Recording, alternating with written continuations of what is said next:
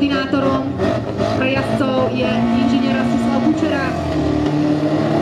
My už vidíme štart, kde vyštartoval zo 429 a 411 je popredí ňou mladý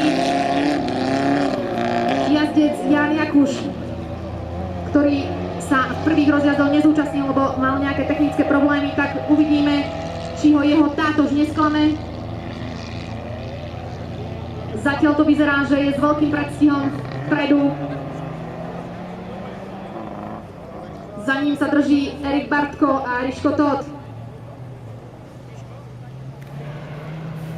Začína sa na nás usmievať aj slniečko, tak dúfame, že tých technických chýbaní